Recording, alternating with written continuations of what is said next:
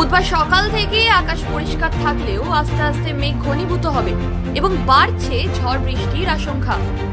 আলিপুর আবহাওয়া দফতর জানিয়েছে আর মাত্র ঘন্টা খানেকের মধ্যে ঝড় বৃষ্টি বজ্রপাত ছাড়খাড় করবে দক্ষিণবঙ্গের পশ্চিম মেদিনীপুর, পূর্ব মেদিনীপুর ও দক্ষিণ 24 পরগনায়।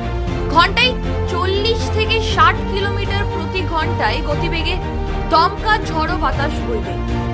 জনসাধারণকে বাইরে বেরোনোর ক্ষেত্রে সতর্কতা জারি করছে।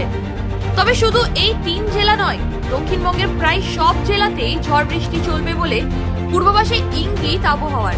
উত্তরবঙ্গে সব জেলাতেই ঝড় বৃষ্টির সম্ভাবনা। 30 থেকে 40 কিলোমিটার গতিবেগে দমকা ঝড়ো হওয়ার সঙ্গে বজ্রবিদ্যুৎ সহ হালকা বৃষ্টি।